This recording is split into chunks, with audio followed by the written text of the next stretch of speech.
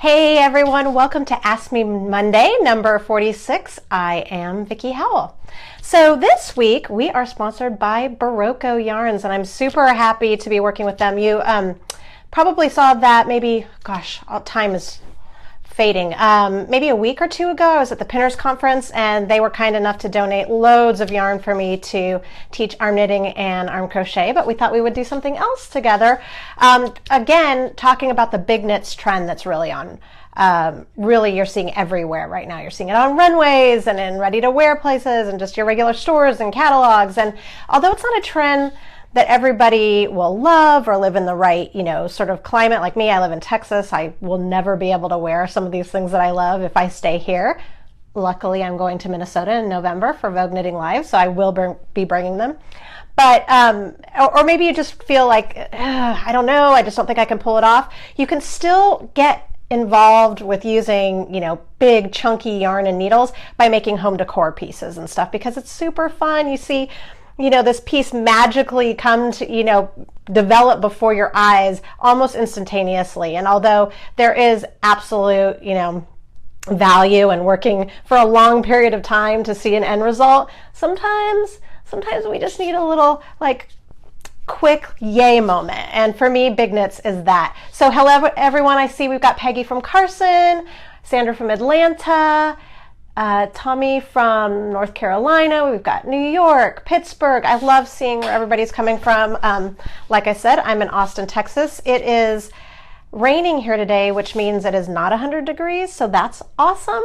But I haven't been outside yet. I'm sure it's super muggy, so that'll balance out. So I'm going to kind of dive right in. I want to answer a couple of questions, just some sort of talky questions that I got on Facebook now. And then if there's time at the end, I'm going to do a demo that's based on a viewer question. So we'll just kind of see how time goes. Although I guess I got no place to be. I'm here, so we may do it anyway, regardless of time.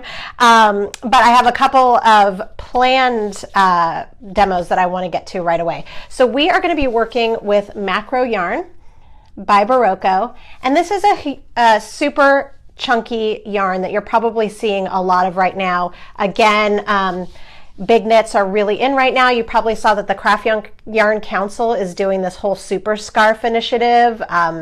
I've been working on that with them. I did one last week or a couple weeks ago for the Clover blog. Also arm knitting, arm crochet, weaving in chunkier pieces is really in, or just in general making big chunky throws for your house. And so this is Barocco's answer to the trend. So you use it on size 19 US needles or 15 millimeter if you're anywhere but the US. And there is actually over 100 yards, 112 yards, which is a lot of yardage for a big yarn like this. So just because even if you wanted to make a scarf, you'd still only probably need 3 of these, maybe 4, depending on what you want how long you want your scarf. If you're going super, you're going to want another one. But this is a number 7, so it is a jumbo yarn. So you're only going to get maybe a stitch and a half per inch. Super fun and super fast though. But what you probably notice is that when you see, I'm just going to talk scarves, but this could go for pillows or blankets or whatever, done in a really bulky yarn like this, more often than not, it's done within a simple stitch pattern, because frankly, if you get too far into color work or some intricate lace work, there's either going to be a lot of crazy ends to weave in, which doesn't work as well. It isn't as neat with bulky yarns, or you're just not going to see the delicacy, or the delicate nature rather, of some lace work. Although I do actually like super chunky lace work, but if we're talking really intricate, maybe not your yarn. So my point being, a lot of projects that you see are going to be in simple rib stitch or garter stitch or seed stitch or something like that. And another reason, one, because of all the reasons I said before, but also because when you have a super chunky roving yarn like this, or any bulky yarn like this, the stitch pattern really it's like this wonderful platform, and the texture just jumps off the project. So you can really, you really don't have to do a lot of designing in it. But oh my goodness, we have somebody from the Republic of Korea. Hi, Kim. Oh, that's awesome. I love the interwebs, guys.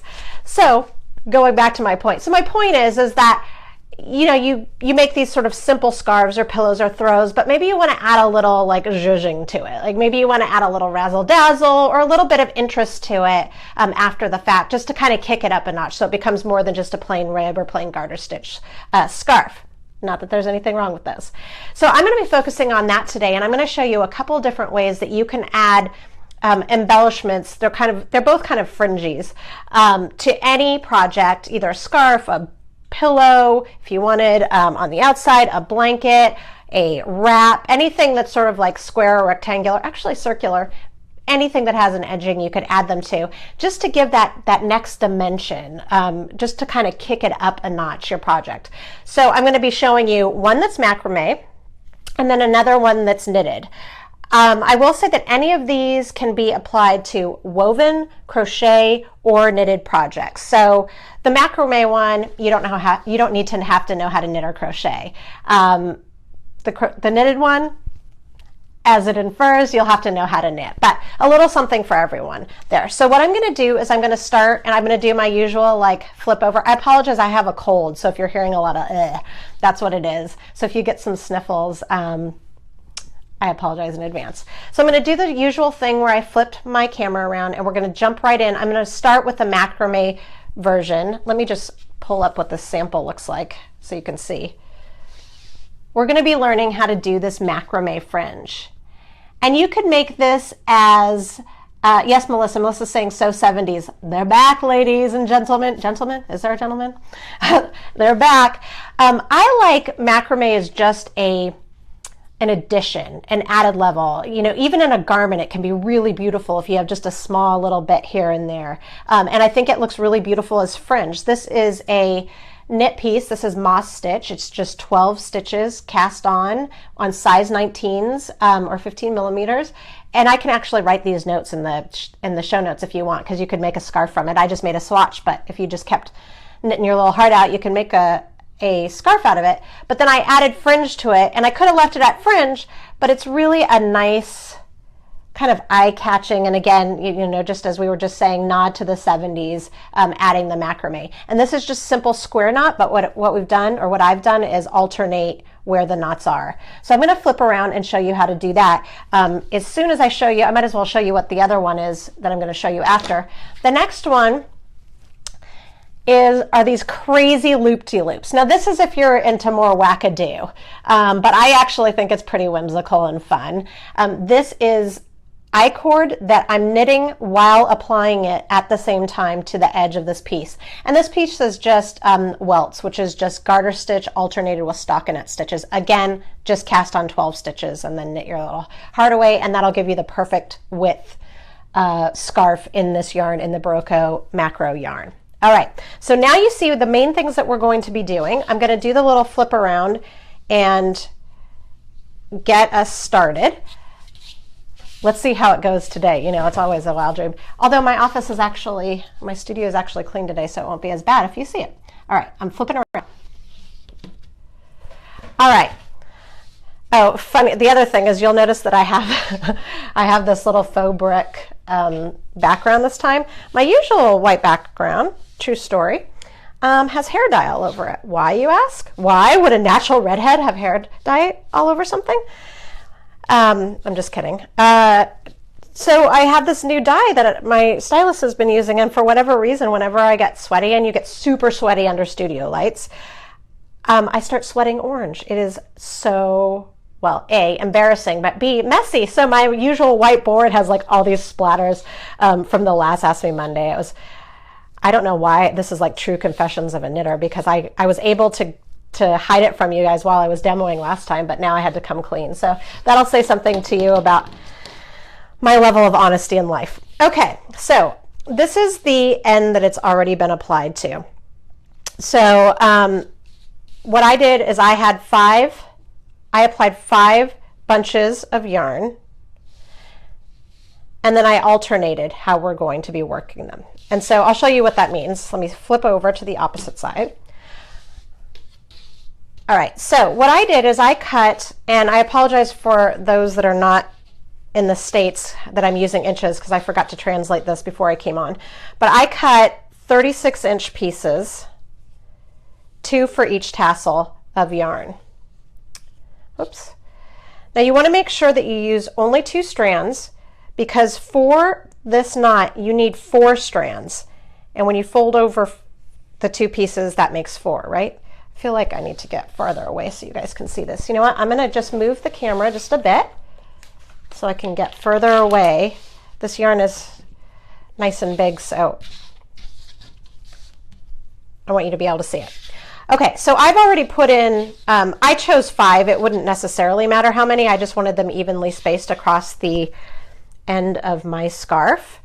And how I always attach fringe, where I attach them on the ends first, and then directly in the middle, I fold it in half and find that where that point is, and then I'll fold it in quarters up to the middle and find out where that other one is, where the remaining fringes go. And then I just take a hook. It doesn't matter what size for this, just as long as it can accommodate the yarn.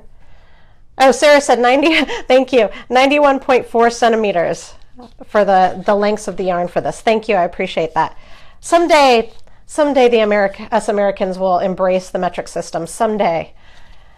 Okay, and then so you've got your loop in there, you're gonna fold it over and then feed that fringe through. I do mine that way because I like the little scarf part to be on the front of that knot. Okay, so like I said, that was 2 pieces of yarn, but it makes 4 tails of fringe. The square knot takes 4 tails. And for this particular scarf, I decided that I wanted to start in first for my first row. So I'm going to skip the outer 2 pieces. I'm just going to get those out of the way. And I'm going to work with the 2 pieces that are on the first piece of fringe on the inside, towards the inside. And then I'm going to take the the first 2 of the next piece of fringe. Does that make sense? So I have 4 total. So what I'm doing is I'm uniting two bunches of fringe in macrame love right here. Does that make sense? Okay, so this is a square knot that I'm going to be doing. And what I might need to do, I'm going to move this over here. Let me see if you'll be able to see this. No, I feel like it's going to be better for you if I have the camera kind of right in front of my face.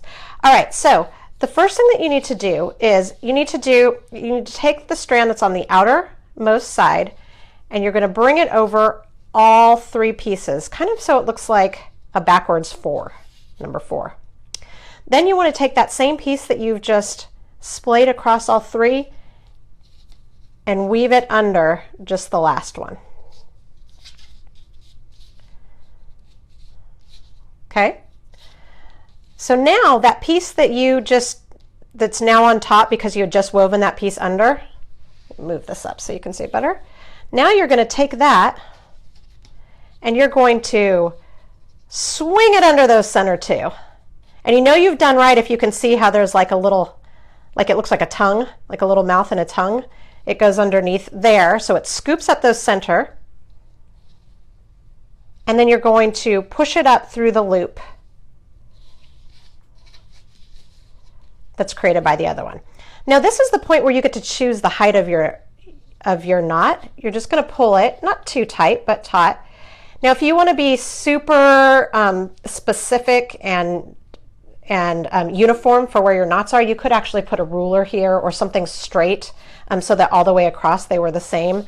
I'm not really too worried about it because when you wear a scarf, things never lay perfectly straight. Okay, so that's half of the square knot.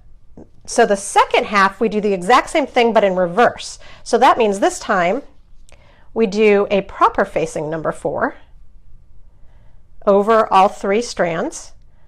Then we take the last strand and we move it so it's now on top. Okay, and then we're going to take the strand that's on top, we sweep it under.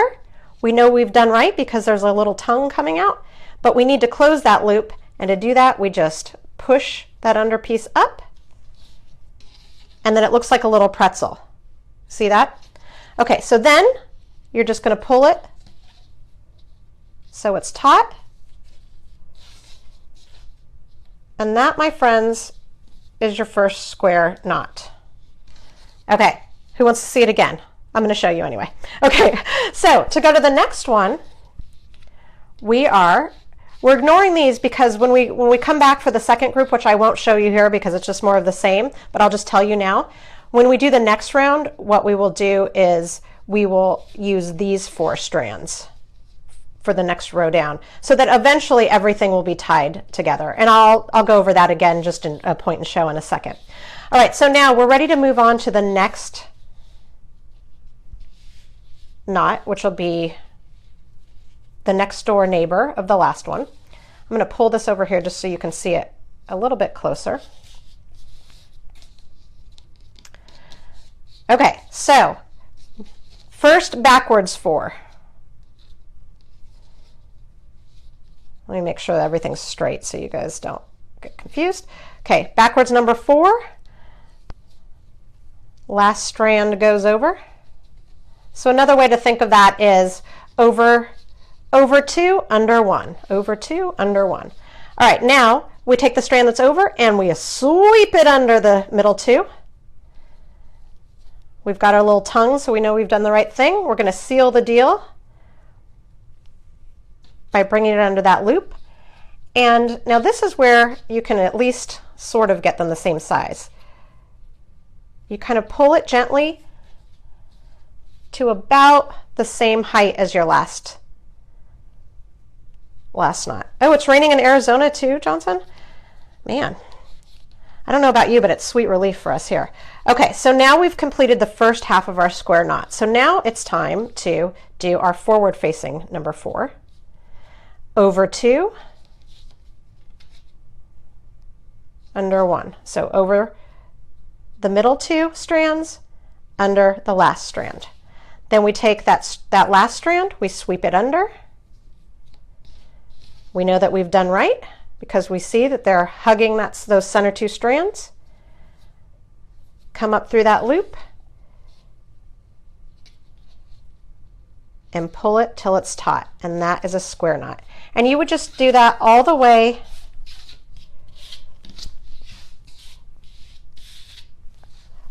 across, so there'll be 4 knots on top, and then you'll have the last 2 left unknotted, right? Because it'll bookend just like the first 2. So then the next row down, and you can decide, you could do them all the way down here, you could do them butted up right next to it, it's totally your call. And this is if you tend to have a little bit of the perfectionism in you, this is where you would maybe want to put a ruler or something in between so that they're the same distance. I did not do that because that doesn't happen to be my brand of neuroses. I've got plenty of them. That just doesn't happen to be it. So I just kind of winged it. So what I did from there is I did the knot using the outer 2 strands that I had not used before with the first 2 strands, or I'm sorry, with the other 2 strands of that same piece of the fringe bunch. And I just repeat the entire process, but all the way across. Yes, Melissa said you could add beads too. You absolutely could. They'd have to be big macrame beads to slide on this big Mama Jamma yarn, but that could be a really cool detail. And again, this would be great on a blanket. You could do this on the edge of a pillow, a wrap, or at the width that I have the swatch, a scarf. And again, this is just 12 stitches cast on using US 15 millimeter needles, and this is the Barocco macro yarn. Okay, that's technique number 1. Let's move on to Knittingville. Okay, so this is crazy loop-de-loop fringe. It kind of looks like an octopus, but I kind of like it because of that. So, you know, go with it. I actually think that this would be really fun on a pillow. But honestly, it's pretty head-turning if you put this on a scarf as well. And this is one of those that you can make as long or short as you want depending on how much you knit of it. And I'll show you, I will show you how to do that. So I'm going to the opposite end. Just pretend and dream of dreams that this is a long scarf and I'm working on the opposite end. So we're going to work, I've got my macro yarn here and I've got my 19s. These are actually Clover Needles 19s. They just came out with the bigger sizes finally, which is amazing. And I've cast on 3 stitches.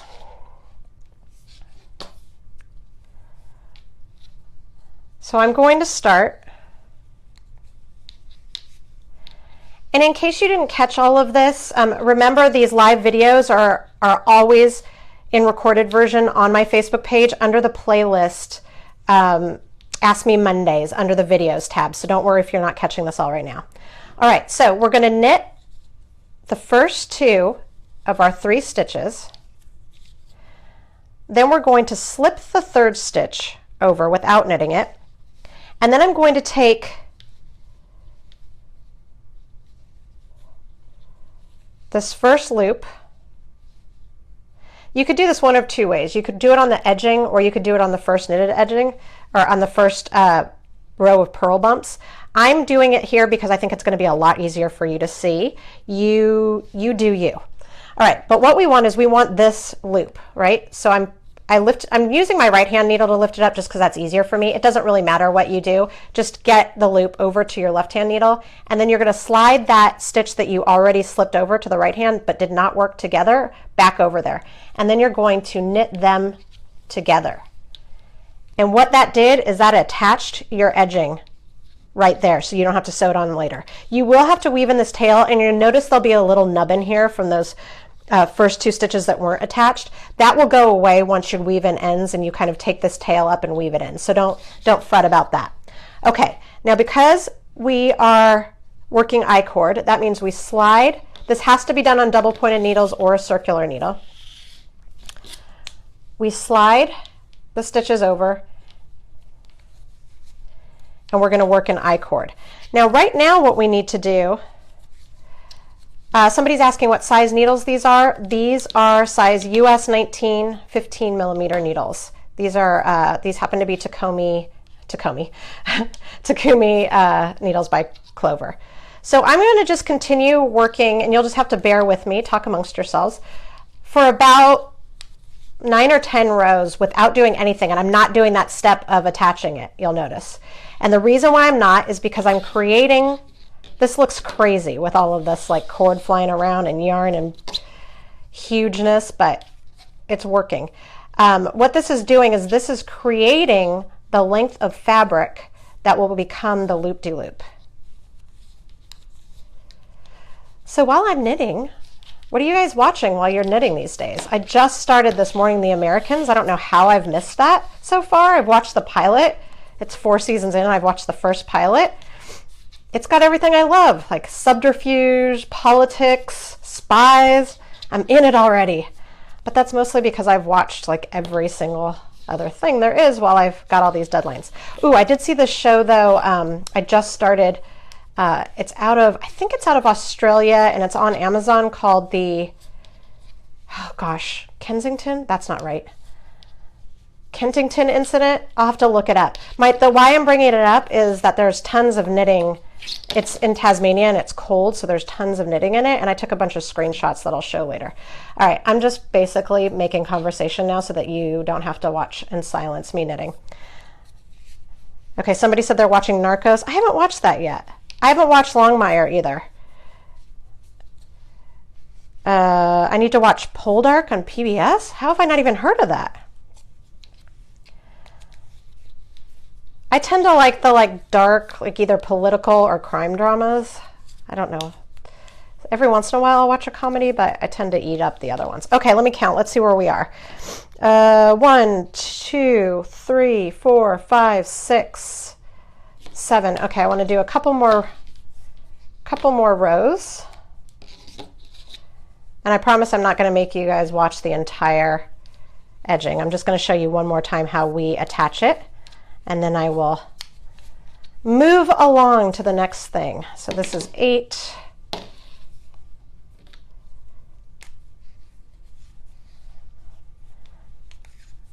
Nine. Oh, Stranger Things, Michaela, that is probably my favorite series that I've watched this year, and I've watched a ton. I agree. If you haven't watched it, especially if you grew up anywhere near the 80s, you'll love it. Okay, so I worked 9 rows. Now, again, that's because I'm going to make this, I want my loops to be about this size. If you wanted super, super duper long ones, you could go longer. If you wanted just little tiny nubbins, you could go shorter. This is where you can just kind of become the designer yourself. All right, on a connecting row, what I want to do is, again, I want to work the first 2 stitches, slip the next stitch knitwise, and then I want to skip the next bump, so there's a little space in between, and go to the next stitch, pick up the stitch, place it on the left-hand needle, and then I'm going to slide the stitch that we'd slipped onto the right needle back onto the left-hand needle, and then knit those 2 together. And now your loop is applied. Isn't that fun? Isn't that cool? So you're just going to repeat that process all the way across, where now you would knit 9 or 10 more rows, or 12 or 3, depending, not 3, but however long that you want your loops, and then you're going to skip a stitch or a bump, pick up the loop, and then knit the last 2 stitches together to attach, and you do that all the way until you are done. All right, I have no idea how long we've been, so you know what? I'm just going to show you one last thing. What I'm going to show you now, I only just learned a few minutes ago, so you'll have to bear with me. This is a question from Maxine, I believe. Maxine wanted to know if there was a stretchy bind off that would be great for booties. Now we're working in ginormous yarn today. This is macro, so I'm doing it on a grand scale, but you'll get the idea and probably be able to see it a little bit better. So normally what I do is I just cast off in rib stitch, so knit 1, purl 1, or knit 2, purl 2, or what have you, depending on what I'm working on. But if you want even more of a give for a cuff, or for like a little baby chunkathon calf or whatever, a great idea is to add extra fabric as you're binding off. So I consulted a book that I have that is called Cast On Bind Off. It is by Cap Cease, and she's sort of put together this book with her own bind offs, as well as bind offs that she's curated from other people. And this one is actually called the Stretchy Bind Off, and it is attributed to Sarah Hauschka, I believe is how you pronounce her last name. So thank you, Sarah, for this. So what I've done is, let me get set up, is I've made just a simple knit 1, purl 1 swatch. You can just pretend that it, you know, it's whatever your heart desires. And here's how we're going to do is, you know what I think I'm going to do? If you'll bear with me for a second, these needles are a little bit too long for as close as I need to be to the camera. So I'm going to super fast put them on the circular needles, just because I don't want you to have to listen to me banging against the table the whole time. Okay, get rid of these big needles. All right, so I've got my macro, I've got my size 19s. This will work on the size of yarn or needle for this is not important. All right, so this is for a knit 1, purl 1 cuff that you're working on. So you'd start by knitting 1 stitch, but leaving that stitch on the needle, okay? And then you're going to bring the yarn in front, and you're going to purl 2 together. But so the first stitch that you're purling together is the one that you did not take off the left-hand needle. So you're basically working you're working that first stitch twice, and that's how you're getting the extra fabric. So you're going to purl those 2 together, but only let that first loop drop off. Okay, so you'll still have that loop on. All right, so then you're going to put the yarn in back, and you're going to knit 2 together. But only, again, letting the first stitch drop off. So you see what I mean? We're working every stitch twice. Okay, so now it's time to purl 2 together. And how do I know which one I'm supposed to do next? Well, you're going to do the knit or the purl, whatever the second stitch is, the unworked stitch, whatever that is, that's the step you're going to take. So I can see that that's a purl, so I know that I need to purl 2 together.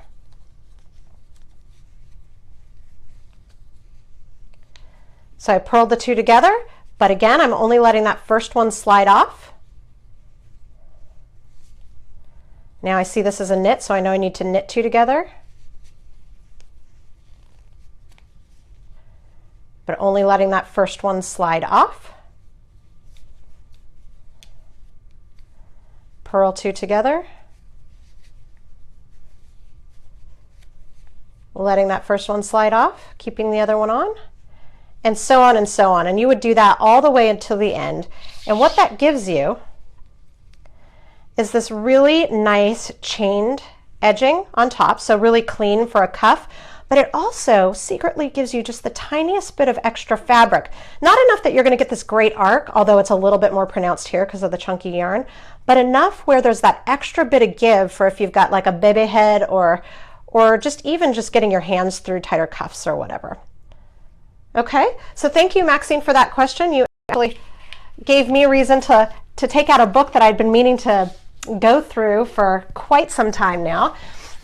So that was awesome, and I love it when you guys ask me things, especially when I have to look them up, because it gets me to get into research that I need to do. Sometimes I get all caught up in my own thing, and we can never stop learning, right? So that's really all I got today. I did want to let you know that there is a new-ish episode as of last Thursday of Craftish Up, and it is with Knitty Magazine founder Amy Singer, and it's a really great conversation, not only about how she got started and how she's, the longest running online magazine in the knitting world, but also just really cool things about how she's empowered herself through reformatting her business in a way that really is attainable by anybody with a goal and a community.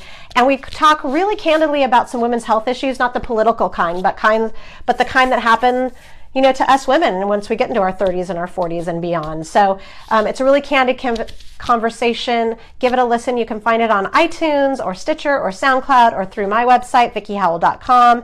And we're actually on hiatus for Craftish for the next, I think it's 3 weeks. I'm leaving in a week from today for the UK, for London.